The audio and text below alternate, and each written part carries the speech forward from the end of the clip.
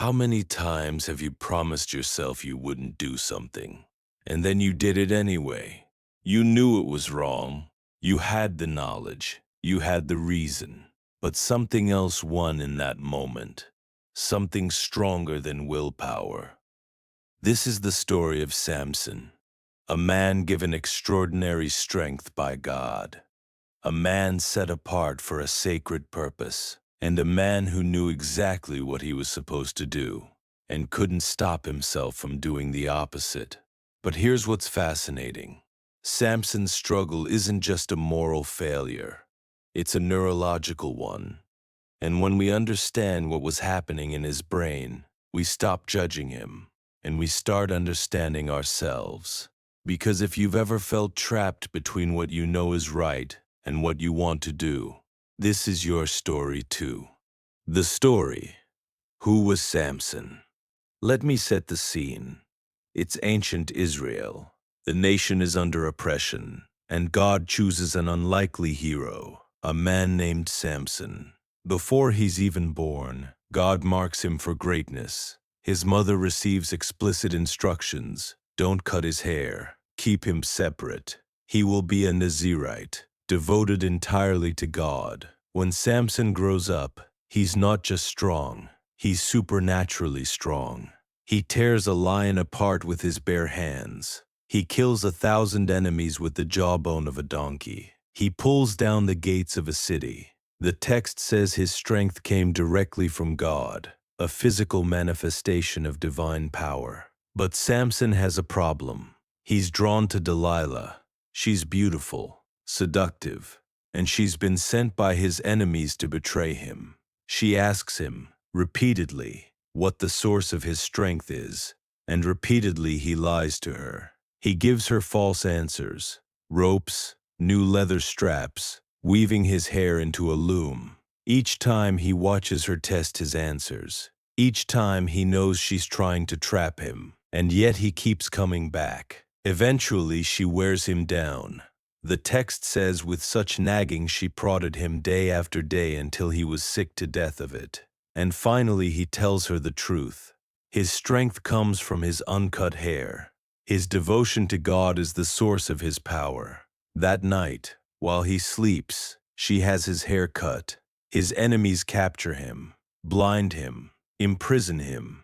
The man who was supposed to deliver Israel instead becomes a prisoner, a spectacle for his enemies to mock. This is where most people's understanding of Samson ends. He failed. He fell. The end. But if we stop there, we miss something crucial. We miss the neuroscience.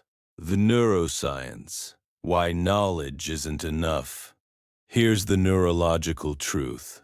Knowing something is wrong and being able to stop are two completely different brain processes. Samson knew Delilah was a threat. He wasn't stupid. But there's a region of your brain called the reward system, centered in an area called the nucleus accumbens. This system doesn't care about long-term consequences. It cares about immediate pleasure, immediate connection, immediate satisfaction. Every time Delilah touched him, every time she smiled at him, every time he experienced that rush of attraction and desire, his brain was flooding with dopamine. Dopamine isn't just pleasure, it's motivation. It's the chemical that makes your brain say, go get that thing now. And here's the problem. Dopamine doesn't activate in response to logical arguments. It activates in response to rewards. It responds to beauty, to touch, to intimacy, to things that feel good in the moment. The text says he kept going back, and every time he went back, his dopamine system reinforced. This is what I want. This is worth the risk. Meanwhile, another system in his brain, the prefrontal cortex, is trying to send a different message. The prefrontal cortex is your rational brain. It plans, it reasons, it weighs long-term consequences. It says, remember your purpose, remember your vow. This ends badly. But here's the neurological reality. The reward system is faster and more powerful than reason. In a moment of stress, desire, or temptation, the prefrontal cortex can't compete with the dopamine-driven reward system. It's like trying to reason with your amygdala when you're afraid. It just doesn't work. The older, more primal systems take over. Neuroscientists call this the dual systems problem. We have a system that wants immediate reward and a system that understands long-term consequences. And when you're tired, stressed, or the reward is particularly intense, the reward system wins almost every time. Samson was also dealing with what psychologists call cognitive dissonance, the discomfort of holding two contradictory beliefs. Part of him believed, I am devoted to God, I am strong, I am a deliverer.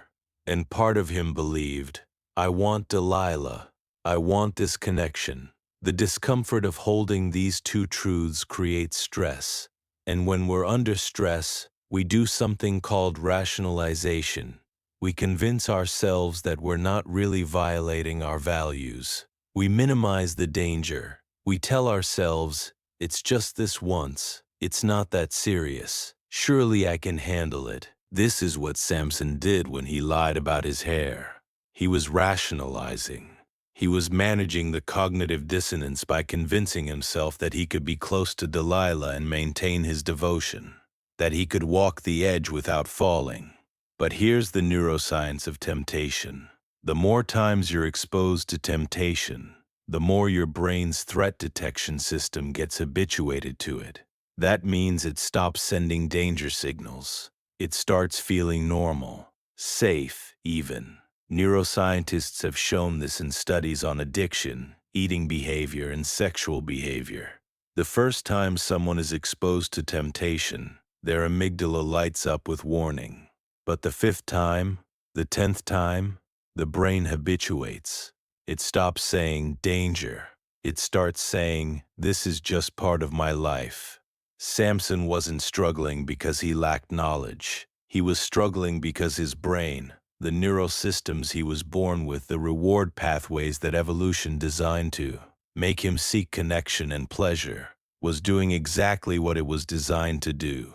But he had made a commitment, a neural commitment, in a sense. His Nazirite vow wasn't just a spiritual practice.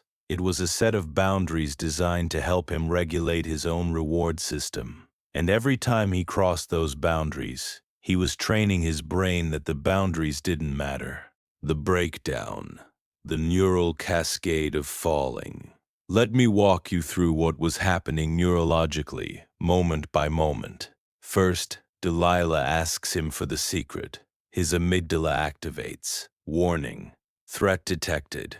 But he's already getting dopamine hits from her presence, so he lies. The lie is a compromise. I want her, but I'll protect my secret. She tests his lie. When it fails, there's a moment of relief. See, I'm handling this. I can be close to her and stay true to my vow. His prefrontal cortex gets positive reinforcement for the lie. Dopamine spikes with relief. This repeats multiple times. Each time, his threat response system habituates more. Each time, the neural pathway of go back to Delilah gets stronger, while the neural pathway of protect your vow gets weaker. This is called neuroplasticity. Your brain literally rewires itself based on repeated behavior. She nags him day after day. Now there's another system activated, his stress response. The insula, which detects discomfort, is on fire. The constant nagging creates a state of chronic low-level stress, and chronic stress impairs prefrontal cortex function. It literally weakens your ability to reason and plan and resist temptation. Finally, he tells her the truth. This isn't a sudden moral failure. This is a neural collapse. After repeated exposure, habituation, stress, rationalization, and dopamine reinforcement, his prefrontal cortex, exhausted and weakened, finally surrenders to the reward system. He tells her what he's been trying not to tell her, because in that moment, His brain is making a prediction. The discomfort of not telling her is worse than the fear of consequences. That's not character failure. That's neuroscience. The insight. Why this matters to you. Here's what's revolutionary about understanding Samson this way. It doesn't excuse him, but it changes how we understand temptation. Most of us approach temptation like it's a matter of willpower. Just say no. Just have more discipline. But neuroscience tells us something different. It tells us that willpower is a limited resource. It tells us that the reward system is older, faster, and more powerful than reason. It tells us that exposure, habituation, and stress all stack against us, which means the solution isn't to fight harder once we're already in temptation. The solution is to design our environment and our habits so that we don't have to. Samson's Nazirite vow wasn't just a spiritual practice. It was a neural strategy. It created boundaries. It structured his life in a way that helped regulate his reward system. It said, "You don't keep your hair cut. You don't drink wine. You don't touch the dead." These boundaries keep you connected to your purpose. The moment he violated those boundaries, he started training his brain that they didn't matter. This is why spiritual practices work. Not because God is magically intervening, though he might be, but because these practices literally train and rewire your brain. Prayer, scripture, community, accountability, fasting. These aren't just traditions, they're neural interventions. When Samson turned back to God, even blinded, imprisoned, about to die, and asked for strength one last time, his brain literally rewired in that moment. He reconnected with his purpose.